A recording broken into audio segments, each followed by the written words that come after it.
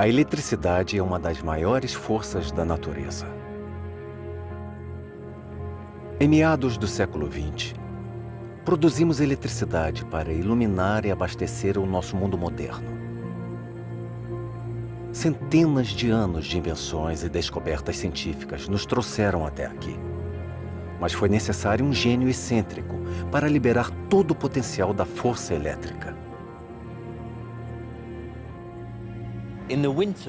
No início de 1943, Nikola Tesla olhou para o céu de Manhattan pela última vez. Tesla nasceu num mundo movido a vapor e iluminado por gás. Mas diante dos próprios olhos, ele viu um novo mundo, um mundo transformado, um mundo movido pela eletricidade. O mundo dele.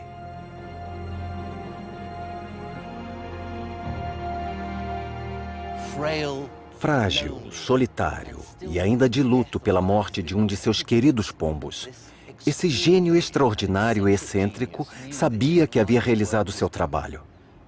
E assim, deitou na cama para morrer. O corpo dele só foi achado após 3 dias.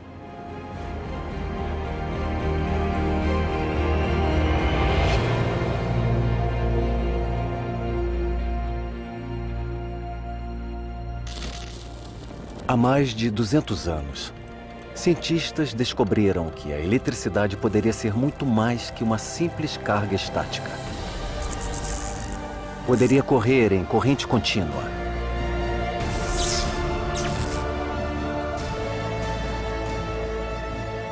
Mas estavam prestes a descobrir algo profundo: que a eletricidade está conectada ao magnetismo.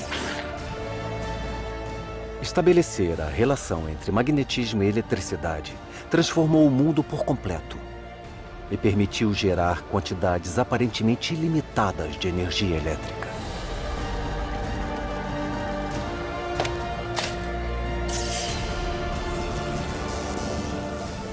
Esta é a história de como cientistas e engenheiros desvendaram a natureza da eletricidade e a usaram num século extraordinário de inovação e invenção. Mas não antes de uma das rivalidades mais chocantes na engenharia ser finalmente apaziguada. A história da eletricidade. Segundo episódio, a Era da Invenção.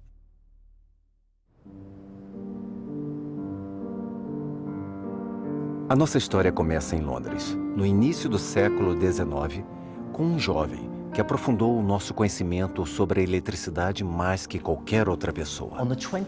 Em 29 de fevereiro de 1812, um encadernador autodidata de 20 anos, chamado Michael Faraday, chegou aqui, no Instituto Real da Grã-Bretanha.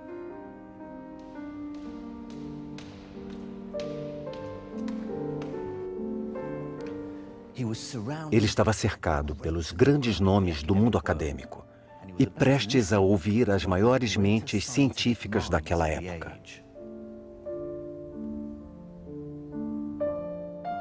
Faraday, filho de um ferreiro, concluiu sua educação formal aos 12 anos de idade. Ele nunca chegou à universidade, mas nunca parou de aprender, pois era fascinado pela ciência. Faraday trabalhava duro durante o dia, encadernando livros. Porém, à noite, ele lia toda a literatura científica que lhe estivesse disponível. Ele adorava aprender coisas novas sobre o mundo e possuía o constante desejo e paixão para compreender por que as coisas eram do jeito que eram.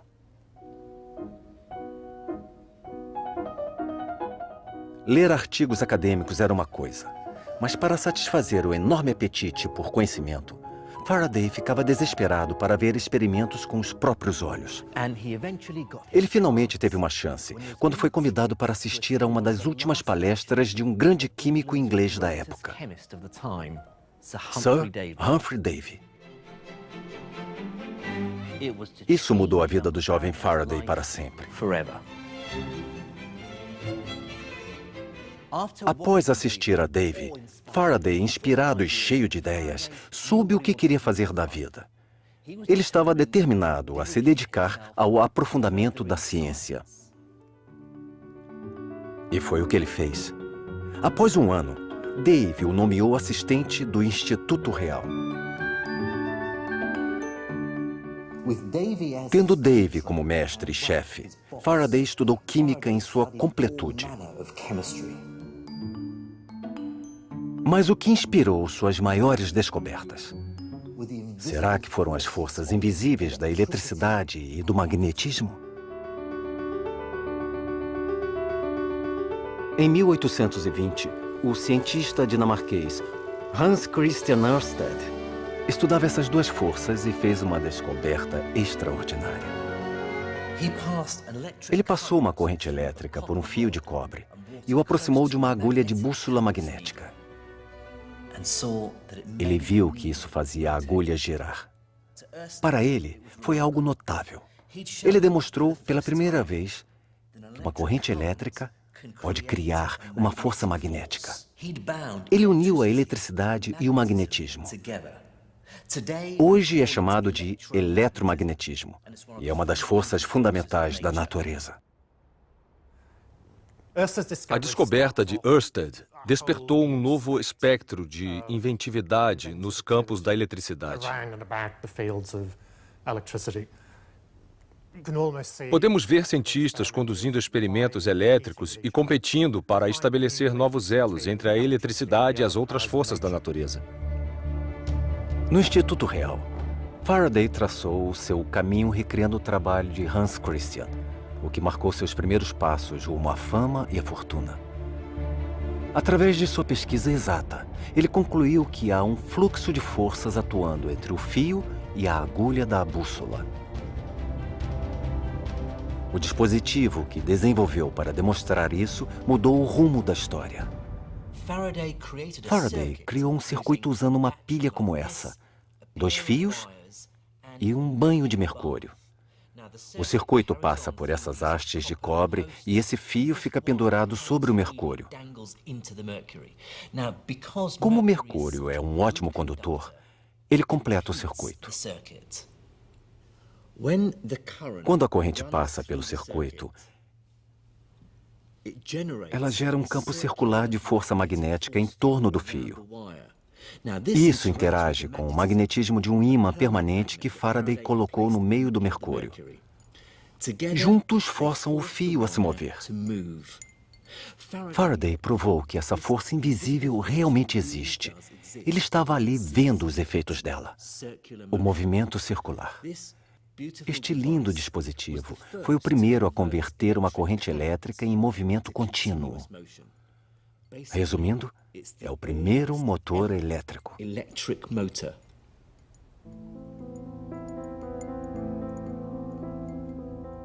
Mas Faraday estava prestes a aprofundar ainda mais esse experimento. Um dos efeitos duradouros da descoberta de Faraday sobre as rotações eletromagnéticas em 1821 foi demonstrar uma espécie de relação entre eletricidade, magnetismo e movimento. Faraday explorou exaustivamente tal relação e estabeleceu um desafio ainda mais difícil: usar magnetismo e movimento para produzir eletricidade. Tanta obsessão, entrega e determinação acabaram compensando. O grande avanço ocorreu em 17 de outubro de 1931, quando Faraday pegou um ímã como este e o pôs para dentro e para fora de uma bobina de fio. Assim, ele detectou uma corrente elétrica minúscula na bobina, que se movia para um lado e depois para o outro. Faraday sabia que havia descoberto algo. Depois de alguns dias, em vez de movimentar o ímã pela bobina de fio condutor, ele conduziu um experimento equivalente ao movimentar uma chapa de cobre pelo campo magnético.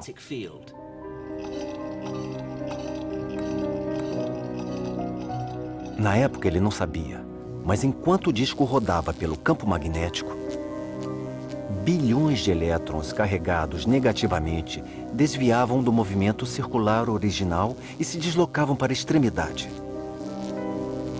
A carga negativa aumentava na extremidade do disco, deixando a carga positiva no centro. Quando o disco era conectado a fios, os elétrons fluíam numa corrente estável. Faraday gerou um fluxo contínuo de corrente elétrica.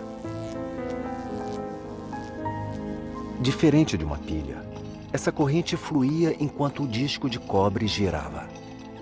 Ele criou energia elétrica diretamente através de energia mecânica. Apesar de Faraday ter descoberto a condução, descoberta essa extremamente importante que gerou efeitos profundos para a compreensão da eletricidade e tecnologia no século XIX, para ele, tal descoberta revelou uma década de grandes pesquisas, pois ela lhe garantiu uma pista sobre como conduzir a pesquisa. Enquanto Faraday deu prosseguimento ao trabalho, tentando compreender a natureza da eletricidade, inventores de toda a Europa estavam menos interessados pelo lado científico da coisa e mais obstinados a descobrir como a eletricidade podia lhe gerar fortuna. O mais notável sob uma perspectiva contemporânea é que, no geral, ninguém realmente se importava muito com o que a eletricidade é. É possível embarcar em grandes debates teóricos. É uma força, é um fluido, um princípio, uma energia, mas todos se interessavam nos desdobramentos práticos da eletricidade. Faraday, vivendo num mundo movido a vapor, informava a comunidade científica sobre a natureza da eletricidade. Ao mesmo tempo, houve outra descoberta. Como podemos usar a eletricidade? O primeiro dispositivo que tirou a eletricidade do laboratório e a entregou nas mãos de pessoas comuns foi o telégrafo.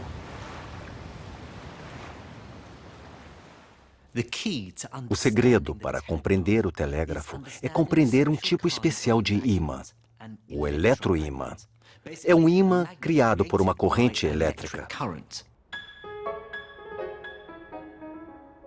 Os primeiros eletroímãs foram desenvolvidos de forma independente por William Sturgeon na Inglaterra e Joseph Henry nos Estados Unidos. Assim como Faraday descobriu que ao enrolar o fio aumentava a corrente produzida pelo ímã em movimento, Henry e Sturgeon descobriram que aumentar o número de voltas nos fios condutores de corrente produzia um campo magnético mais concentrado. Resumindo, quanto mais fio, mais voltas ele dava e mais forte ficava o ímã. Se eu passar uma corrente elétrica por esse eletroímã, é possível ver os efeitos do campo magnético. Esta é uma experiência bastante conhecida realizada nas escolas. Salpicar limalha de ferro sobre o ímã. Se bater assim, podemos ver a limalha de ferro seguindo os contornos do campo. Isso nos permite visualizar os efeitos do magnetismo. Para tornar um eletroímã ainda mais forte, Henry e Sturgeon descobriram que podiam colocar certos tipos de metal dentro da bobina eletromagnética. O ferro é tão eficiente e fascinante porque podemos considerar que ele é formado por inúmeros ímãs minúsculos, todos apontando para direções aleatórias. No momento, isto não é um ímã. Os ímãs minúsculos no interior estão alinhados de forma semelhante a essas agulhas de bússola. Estão todas apontando para diferentes direções. Mas ao aplicar o campo magnético, todas se alinham juntamente. Os ímãs se combinam e, de forma acumulativa, somam a força do eletroímã. Henry e Sturgeon colocaram 2 bobinas eletromagnéticas em cada braço de uma ferradura para criar algo muito mais poderoso.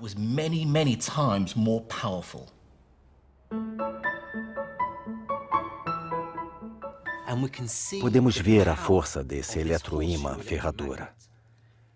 Vou ligá-lo e usar algo maior que limalha de ferro. Eu tenho aqui pequenas peças de ferro. Veja a força do campo magnético segurando as peças. É importante lembrar que este eletroímã só funciona quando há uma corrente passando por ele. Quando eu desligo a corrente, o magnetismo desaparece. Alguns cientistas demonstraram essa força levantando pequenos pesos. Henry construiu um eletroímã capaz de levantar 1,5 toneladas de metal. Impressionante, mas não mudou o mundo. Mas ao colocar o ímã no local muito mais distante, na extremidade de um cabo, de repente algo acontece com um simples comando, no mesmo instante.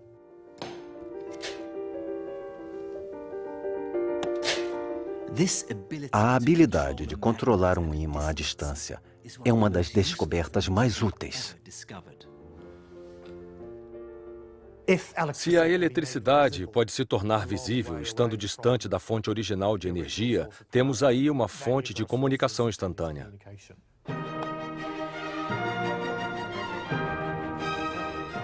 Em meados dos anos 1840, Samuel Morse desenvolveu um sistema de mensagem baseado na duração com que o circuito elétrico era ligado ou desligado. Um pulso longo de corrente para um traço, um sinal curto para um ponto. Isso permitiu que mensagens fossem enviadas e recebidas por meio de um simples código. Os primeiros comentários da época vitoriana refletem o fato de a eletricidade e o telégrafo estarem literalmente tornando o mundo um lugar menor. Era normal haver uma retórica no século XIX em que as pessoas se comunicavam através do telégrafo, que revela que uma comunicação e uma compreensão mais amplas tornaram a guerra obsoleta, pois todos passaram a se entender melhor, apesar de também parecer uma esperança utópica.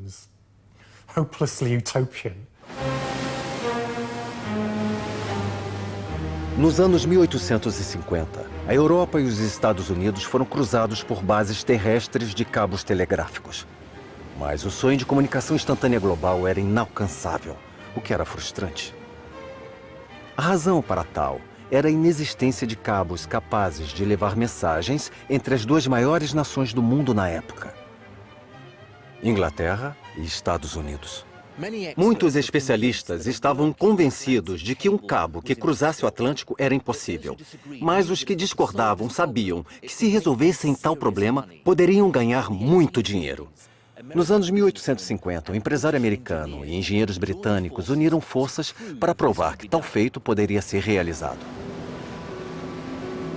Tentativas após tentativas terminaram em desastre.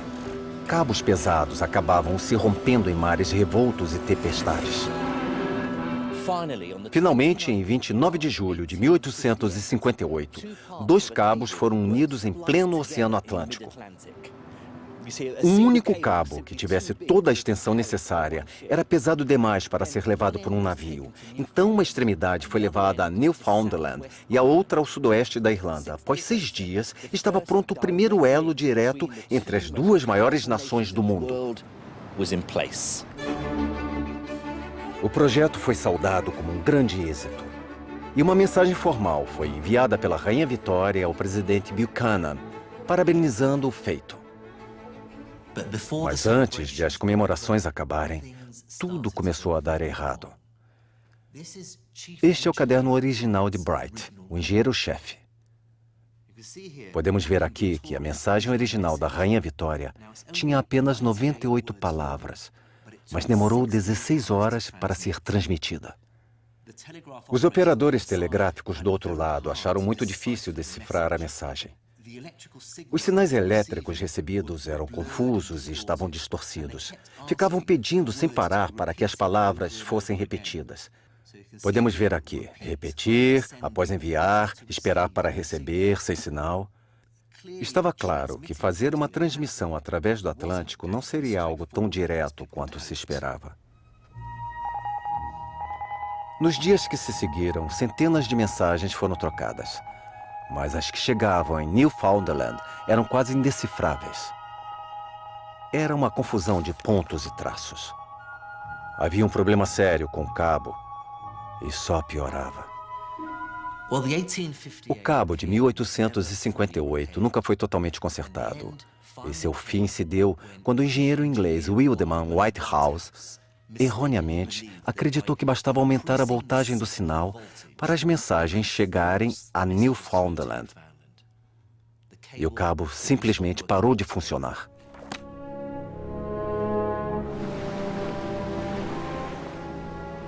Na época, fazia sentido aumentar a voltagem através de pilhas mais potentes. A maioria dos especialistas acreditava que a corrente elétrica percorria um cabo como um líquido num cano.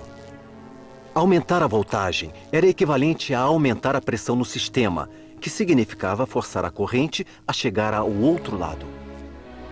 Mas o telégrafo transportava pulsos ou ondas de correntes pelo cabo. Não era um fluxo contínuo. Ao percorrer longas distâncias, os pulsos ficavam distorcidos, dificultando distinguir o que era um ponto curto e um traço longo.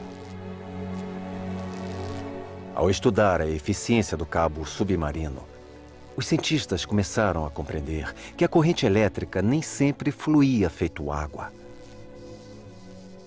Ela também criava ondas eletromagnéticas invisíveis.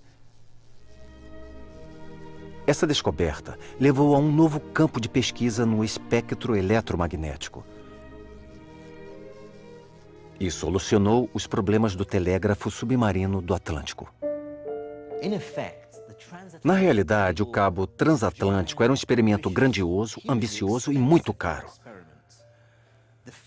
O fracasso da ciência em acompanhar o ritmo da tecnologia ficou evidente. Assim, uma abordagem muito mais teórica e, na minha opinião, muito mais emocionante para se compreender a eletricidade começava a surgir.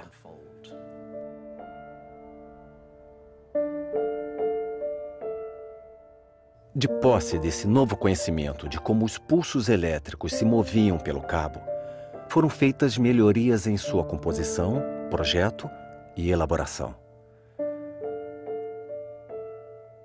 Foram necessários mais 8 anos de cientistas e engenheiros trabalhando em conjunto para um cabo em perfeito funcionamento ficar pronto. Em 27 de julho de 1866, uma sexta-feira, foi enviada uma mensagem da Irlanda para Newfoundland, clara e nítida. Foi assinado um tratado de paz entre a Áustria e a Prússia. Finalmente, o sonho de comunicação transatlântica instantânea se tornava realidade. O êxito do cabo de 1866 tornou o mundo um lugar menor. Mais uma vez. Um mundo em que eram necessários dias, semanas ou meses para as informações serem transmitidas, se transformou num mundo onde a informação era passada em segundos ou minutos. É algo muito mais profundo do que quase tudo que ocorreu na minha vida. A invenção do telégrafo mudou a vida das pessoas comuns.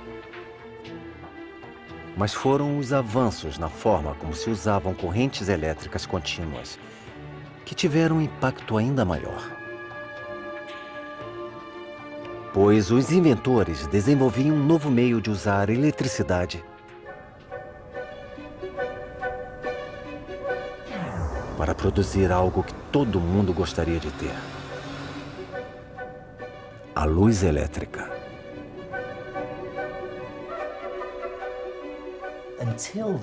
Até o século XIX, só conhecíamos um meio de produzir luz: através da chama.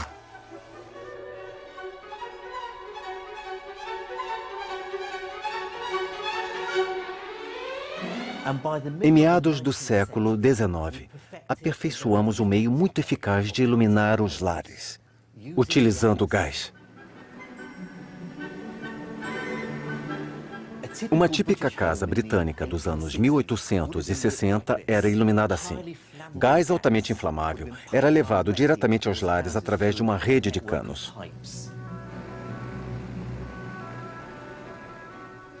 Mas as lâmpadas a gás eram fracas demais para grandes áreas ao ar livre. Portanto, as estações ferroviárias e as ruas passaram a ser iluminadas por uma fonte mais potente: o arco elétrico. Os primeiros arcos elétricos foram demonstrados pelo mentor de Michael Faraday, Sir Humphrey Davy, no Instituto Real em 1808. funcionavam passando uma faísca contínua de eletricidade através de duas hastes de carbono. Mas o brilho intenso e branco produzido era forte demais para os lares. Para a luz elétrica competir com o gás, ela precisaria ser subdividida em várias lâmpadas menores, menos potentes e mais suaves. Quem conseguisse levar luz elétrica a todos os lares teria fama e fortuna garantidas. No início da década de 1880, o inventor mais famoso, mais prodigioso e mais competitivo do mundo assumiu o desafio. O norte-americano Thomas Alva Edison. Para Thomas Edison, a invenção era uma paixão. Era o que ele adorava fazer, adorava estar no laboratório.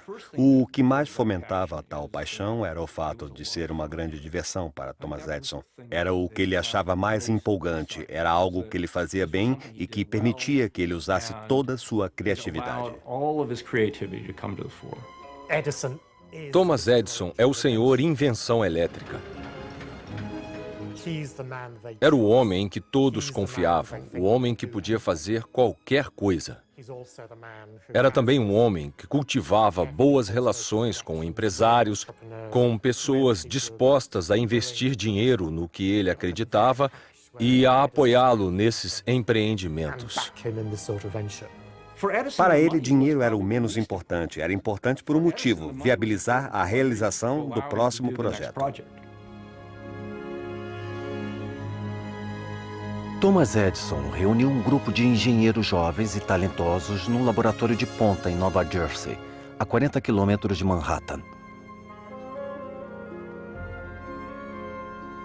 Menlo Park foi o primeiro laboratório de pesquisa e desenvolvimento do mundo e permitiu que a equipe de Thomas Edison inventassem em escala industrial. Eles trabalhavam por longos períodos. Um membro da equipe disse que mal via os filhos, pois vivia no laboratório.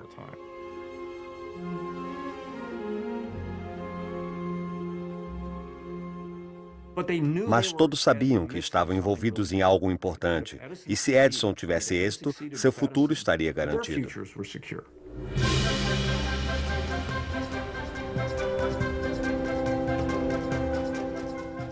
O sonho de Thomas Edison era levar luz elétrica a todos os lares do mundo.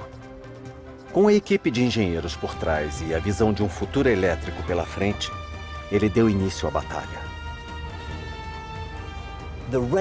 A corrida para levar luz elétrica ao mundo teve início nas grandes cidades da época: Nova York, Paris, Londres. A equipe de Menlo Park de Thomas Edison começou a desenvolver um tipo totalmente diferente de lâmpada elétrica: a lâmpada incandescente.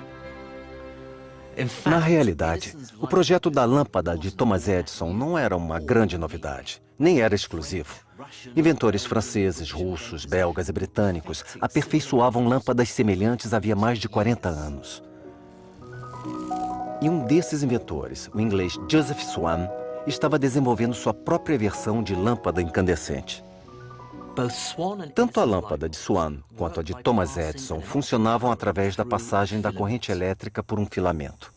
Filamento é um material por onde a corrente elétrica atravessa com mais dificuldade do que pelo fio de cobre no restante do circuito. Ele se baseia na ideia de resistência. Neste recipiente há um filamento feito de grafite de lápis. Podemos ver o que ocorre ao passar uma corrente por ele. No nível atômico, os átomos do filamento impedem o fluxo de eletricidade. Portanto, é necessário mais energia para fazê-la passar. Essa energia é depositada no filamento sob a forma de calor. Conforme se aquece, sua resistência sobe, aumentando a temperatura até brilhar incandescente.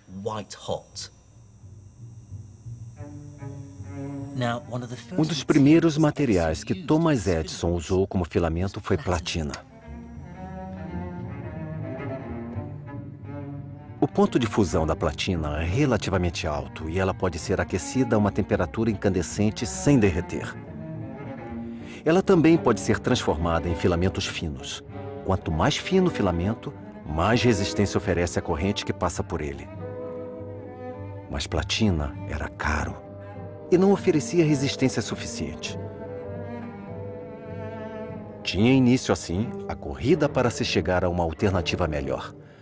A solução surgiu quando a equipe de Menlo Park adotou um método que Swan também estava desenvolvendo, usando um vácuo para evitar que filamentos de carbono mais baratos fossem consumidos rapidamente. Thomas Edison e Swan testaram diversos tipos de materiais para os filamentos, desde seda crua a pergaminho e cortiça. Thomas Edison chegou a testar a barba dos engenheiros. Ele acabou se contentando com fibra de bambu, e Swan usou tecido de algodão tratado. Os projetos da lâmpada de Thomas Edison e de Swan eram muito parecidos. Eles acabaram chegando a um acordo e fizeram parceria para vender lâmpadas no Reino Unido. Hoje, muita gente ainda acredita que foi Thomas Edison sozinho quem inventou a lâmpada. E Swan se tornou uma nota de rodapé na história.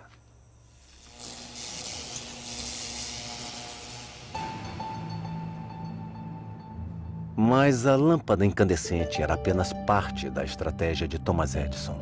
Ele também inventou todo um sistema elétrico de bocais, cabos e medidores que o acompanhavam. Como era um empresário brilhante, ele desenvolveu um meio inovador de distribuir eletricidade. Thomas Edison sabia que o segredo para ganhar dinheiro com o sistema que criara era gerar eletricidade numa estação central e depois vendê-la para o máximo de clientes possíveis. Parece óbvio hoje, mas até então, quem quisesse usar eletricidade tinha que ter seu próprio gerador barulhento para gerá-la.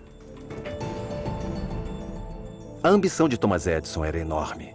Ele queria iluminar a maior e mais emocionante cidade do mundo.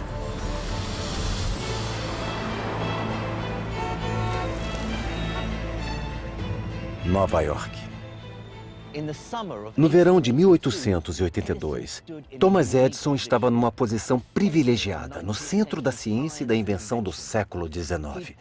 Ele patenteou a inovadora lâmpada incandescente, adquiriu um conhecimento sem precedentes em engenharia elétrica e, acima de tudo, cultivou a fama entre o público americano de ser um inventor tão genial que a imprensa dava atenção a cada palavra sua e a força financeira de Wall Street rapidamente apoiava suas novas ideias. Seu objetivo de acender Manhattan e depois o restante do mundo parecia estar ao seu alcance.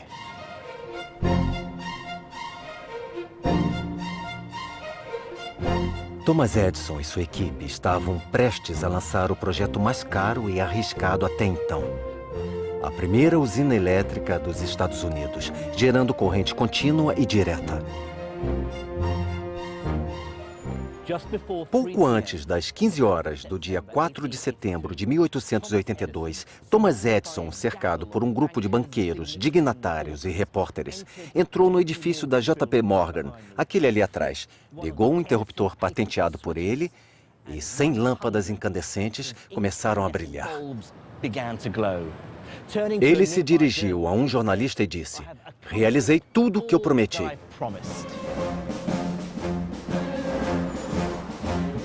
A 800 metros de distância, na rua Pearl, a nova usina elétrica de Thomas Edison, que custou $500 mil e consumiu 4 anos de trabalho árduo, começara a funcionar.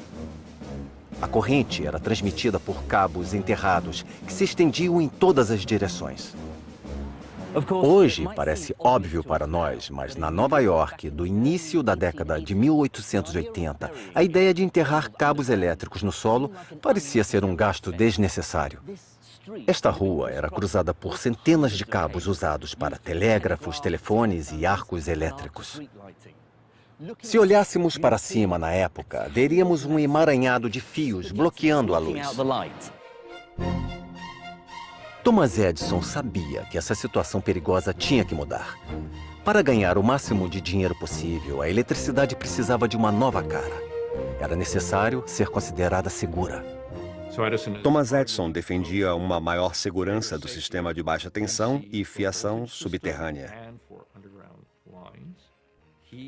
Ele defendia ter um sistema muito mais seguro que o do arco elétrico para as ruas e que o da iluminação a gás usada nos interiores. Não sendo necessário se preocupar com incêndios nem eletrocução, tudo era muito mais seguro devido ao sistema subterrâneo que ele criou.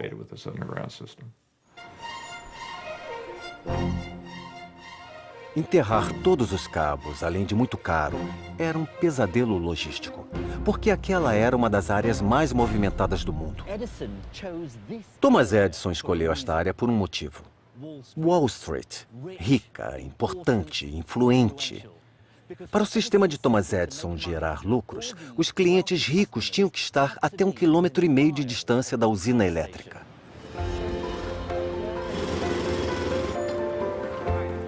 Isso se deu porque Thomas Edison calculou que o cabo mais grosso acessível para ele só transportaria a quantidade adequada da corrente contínua e direta para os clientes dentro dessa distância. Foi um grande avanço, pois, pela primeira vez, dezenas de clientes poderiam ser supridos por apenas uma usina elétrica. Mas havia um grande problema. O sistema de Thomas Edison nunca seria econômico a ponto de iluminar os novos subúrbios do país, que não possuíam a concentração de clientes necessária para viabilizar a construção dessas usinas caras. Se tivéssemos considerado apenas a forma concebida por Thomas Edison de gerar e distribuir eletricidade, o mundo seria um lugar muito diferente. Haveria usinas elétricas espalhadas por aí, nunca numa distância maior que 1,5 km umas das outras, mesmo no centro das cidades. Seria extremamente caro fornecer energia a comunidades pequenas.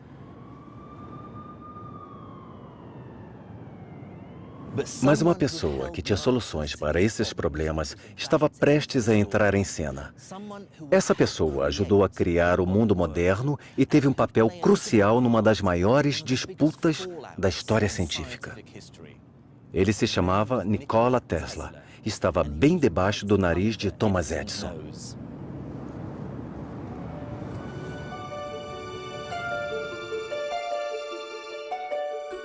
Nikola Tesla foi um inventor sérvio, nascido na Croácia, que trabalhou por pouco tempo para Thomas Edison quando chegou em Nova York aos 28 anos. Europeu, introvertido e muito pensativo, ele era tudo o que Thomas Edison não era. Edison e Tesla eram completamente diferentes na maneira de ser, no jeito como se apresentavam, nos modos e na forma de construírem a imagem pública própria. Thomas Edison não estava nem aí para as roupas que usava. Se derramava substâncias químicas no melhor terno que tinha, ele não se importava. Ele era um cara muito desleixado. Já Nikola Tesla, mesmo sendo um jovem na casa dos 20 anos, se atentava à aparência e à forma como se apresentava às pessoas. Ele se preocupava com as roupas, com os modos, até mesmo como seu retrato era tirado. Ele sempre queria uma foto de perfil, para que não reparassem que o seu queixo era pontiagudo.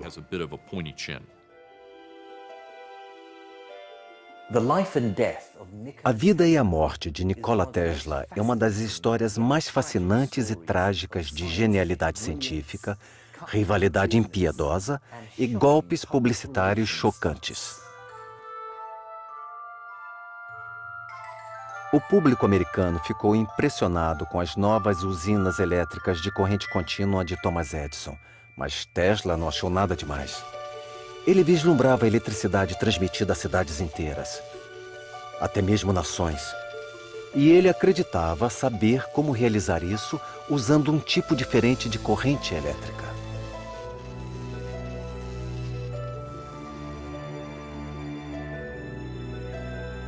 Especialistas em eletricidade sabiam que quanto menor a corrente enviada por um cabo, menor a sua perda através da resistência.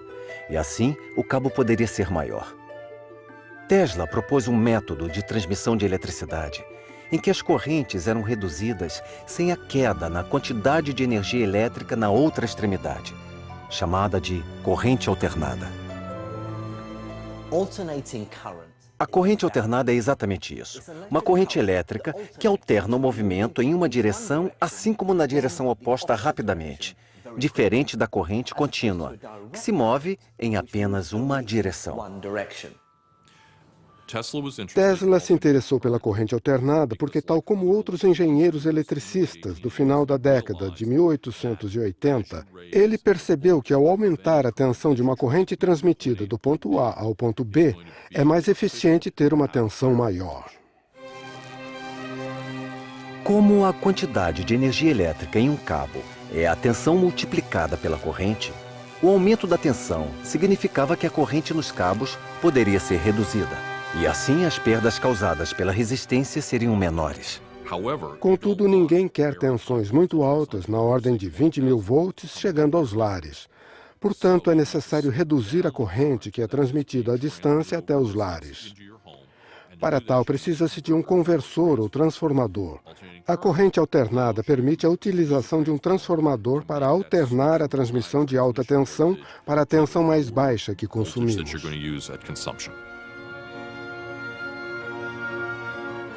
Aperfeiçoar a tecnologia para transmitir eletricidade a centenas de quilômetros de onde ela é gerada foi um passo gigantesco rumo ao mundo moderno. E um rico empresário industrial já estava desenvolvendo a solução. Ele era George Westinghouse.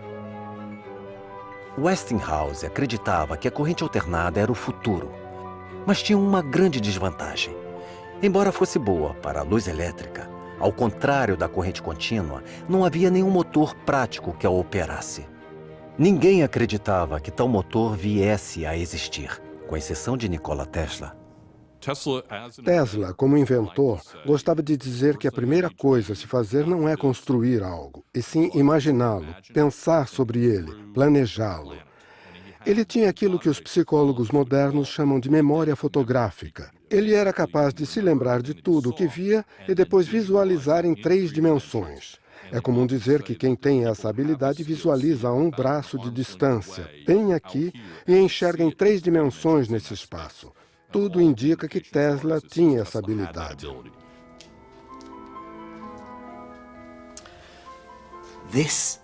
Este é o ovo de Colombo de Tesla. É uma réplica do que foi usado por Tesla para demonstrar sua maior descoberta e uma das invenções mais importantes de todos os tempos. Ele mostrou como o movimento giratório pode ser produzido diretamente a partir de uma corrente alternada, principalmente na corrente gerada a milhares de quilômetros. Foi algo que nunca havia sido feito.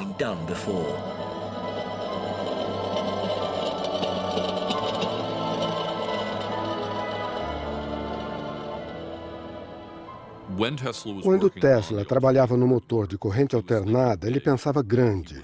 Ele não estava apenas trabalhando com uma peça do motor e dizendo, nossa, se eu fizer isso um pouco melhor, vai dar certo.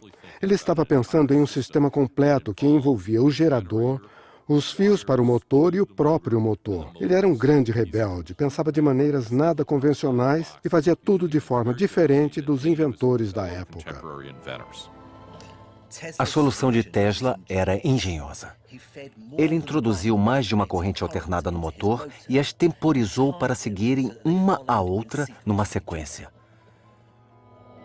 A primeira corrente alternada energiza uma bobina de fio no interior do motor, criando um campo eletromagnético que atrai a si a parte central móvel do motor e depois desaparece.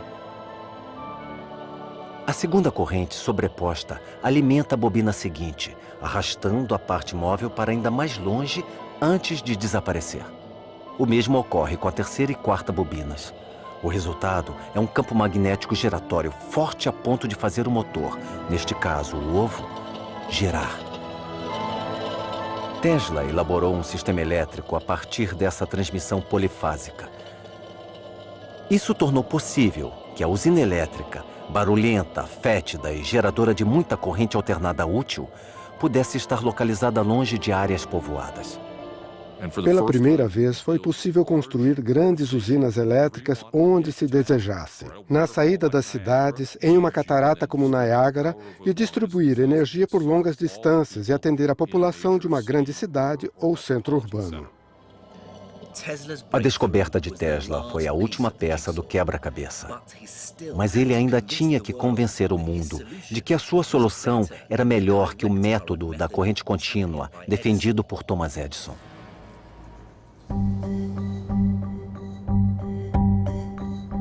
Thomas Edison seguiu disseminando o sistema de corrente contínua, construindo usinas elétricas por todo o estado de Nova York. Mas Tesla conheceu George Westinghouse, o homem que poderia realizar os sonhos dele. Em julho de 1888, Westinghouse fez uma oferta pelas patentes de Tesla. Ela se tornou parte do mistério e lendas em torno da história de Nikola Tesla. Mas é difícil separar os fatos da ficção. Tesla recebeu $75 mil pelas patentes de corrente alternada e seria pago $2,50 por cada cavalo de força gerado por seus motores. Era garantia de riqueza pelo resto da vida. Mas não foi o que aconteceu. Hoje nós sabemos que, na época, o sistema de corrente alternada era um método muito melhor de transmissão de energia elétrica. Era de se esperar que, com os avanços de Tesla, nada atrapalharia o êxito da corrente alternada contra a contínua. Mas um homem ainda acreditava em suas invenções de corrente contínua.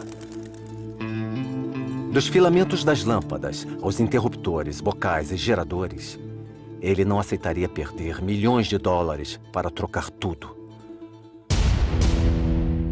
Thomas Edison.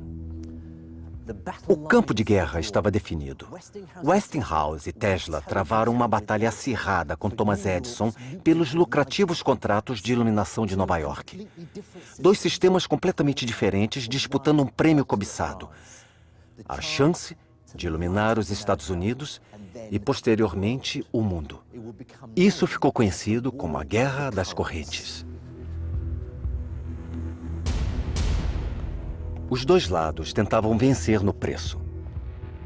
Mas Thomas Edison acreditava que sua querida corrente contínua era melhor que a corrente alternada por ser mais segura. Encostar no cabo de Edison, que era de baixa tensão, era doloroso, mas relativamente inofensivo. Já os cabos de corrente alternada transportavam uma tensão muito maior, e encostar no cabo desses poderia ser fatal. Mais uma vez, Thomas Edison estava tentando definir seu sistema CC como seguro, como melhor que o arco elétrico, melhor que o gás e melhor que a iluminação incandescente de alta tensão da CA. Era o sistema seguro. Ao adotar o sistema, sabia-se que era seguro. Thomas Edison afirmava que a CA era um tipo mais perigoso de corrente do que a CC. Ele destacava os incêndios e acidentes ocorridos com operários de Westinghouse causados por curtos-circuitos.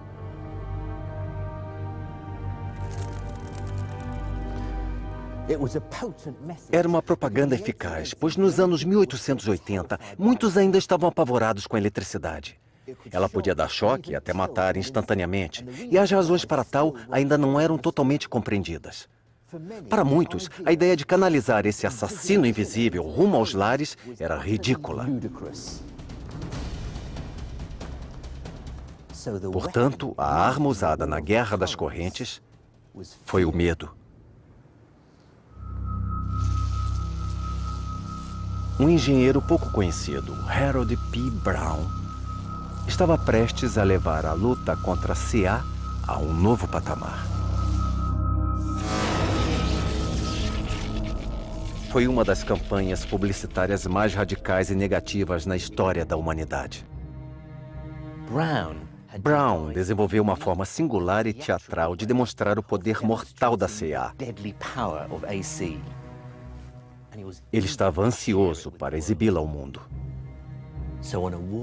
Em uma noite quente de verão, em julho de 1888, ele se reuniu com 75 grandes engenheiros eletricistas do país e repórteres para testemunhar um espetáculo que nunca esqueceriam.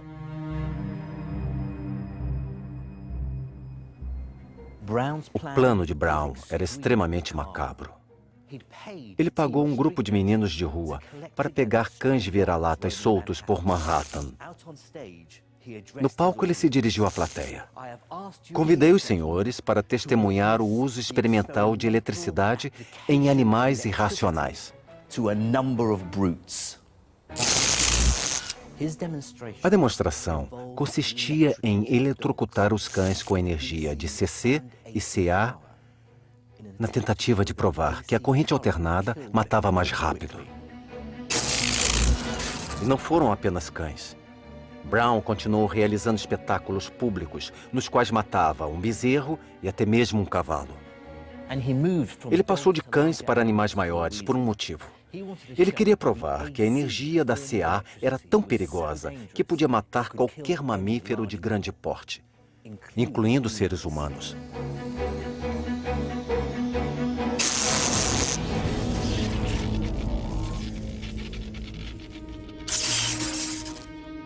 As experiências de Brown com animais convenceram os políticos americanos de que o método mais humano de execução de criminosos condenados era com a corrente alternada gerada pelas máquinas de Westinghouse.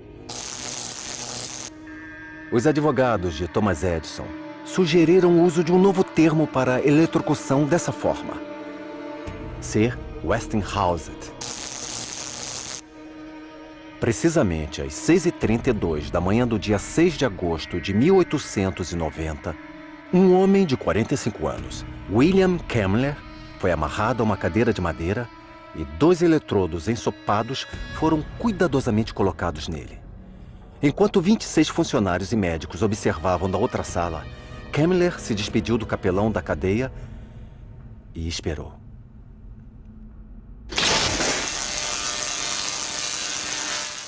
A execução de William Kemmler foi o pior momento da Guerra das Correntes. Mas não marcou seu fim, pois Nikola Tesla estava prestes a realizar algo nunca antes visto. Algo tão maravilhoso e ousado que viveu para sempre na memória de quem presenciou o feito.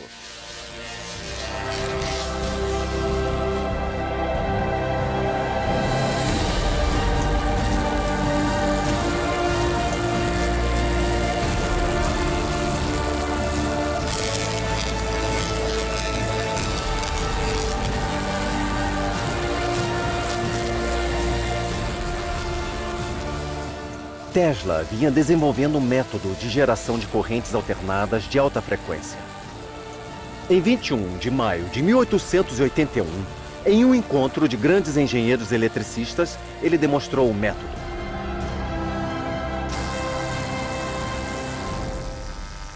Numa exibição quase mágica de incrível poder e surpresa, sem usar cota de malha nem máscara de segurança, dezenas de milhares de volts produzidos por uma bobina de Tesla atravessaram o corpo dele até a extremidade de uma lâmpada que ele segurava.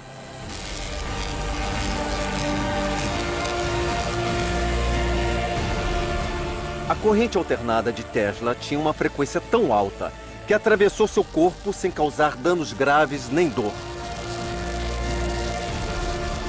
A demonstração revelou que, se manejada corretamente, a corrente alternada em tensões extremamente altas podia ser segura. A Guerra das Correntes foi vencida por Westinghouse e Tesla. Em 1896, a nova usina elétrica foi concluída nas cataratas do Niágara, usando geradores de CA de Westinghouse para produzir a corrente polifásica de Tesla. Finalmente, grandes quantidades de energia poderiam ser transmitidas das cataratas até próximo a Buffalo. Alguns anos depois, a usina de Niágara fornecia energia à cidade de Nova York. Atualmente, quase toda a eletricidade gerada no mundo é produzida através do sistema de Tesla.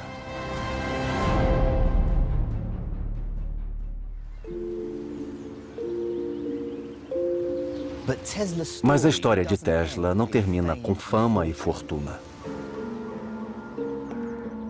Apesar de ter continuado a fazer contribuições significativas a várias outras áreas da ciência e invenção, para salvar George Westinghouse da falência após uma crise no mercado de ações, ele abriu mão do direito aos royalties de suas invenções polifásicas.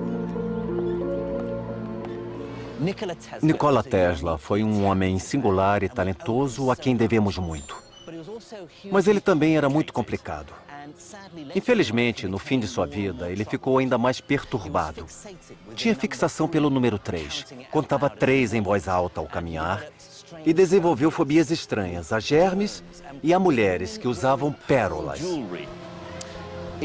Em muitos aspectos, essa mente brilhante ficou fora de controle.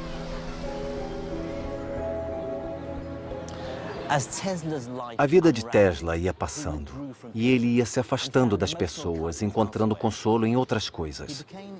Ele ficou obcecado por pombos e era sempre visto alimentando as aves no Bryant Park, no centro de Manhattan. Ele se apegou muito a um pombo branco. Quando a ave morreu, ele ficou desolado.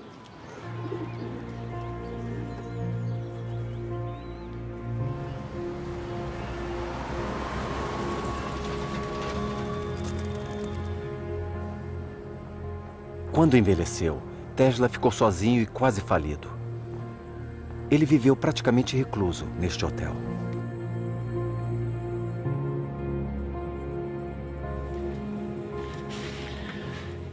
Seus últimos anos de vida foram passados aqui no quarto 3327 do New York Hotel. Triste, confuso e na miséria.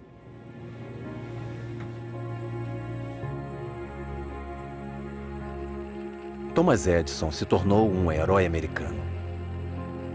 E sua empresa acabou fazendo parte da General Electric. Ainda hoje, uma das maiores empresas multinacionais do mundo. Em janeiro de 1943, a história de Nikola Tesla chegou ao fim. Ao observar Manhattan pela última vez, ele viu um céu iluminado por luzes reluzentes e 1 milhão de vidas transformadas por sua genialidade.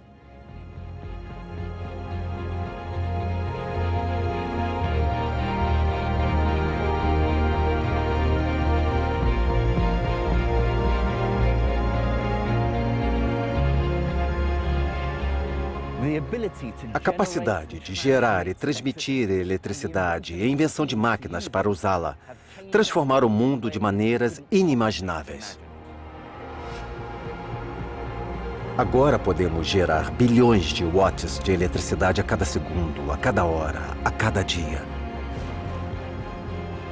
Independente de usar carvão, gás ou fissão nuclear, todas as usinas elétricas se baseiam nos princípios descobertos e desenvolvidos por Michael Faraday, Nikola Tesla e todos os engenheiros eletricistas pioneiros dessa maravilhosa era da invenção. Para nós, a eletricidade não é nada demais. Esquecemos que ela já foi uma força mágica e misteriosa. Mas não podemos esquecer uma coisa. Hoje, sem ela, o mundo moderno entraria em colapso e a vida seria muito diferente.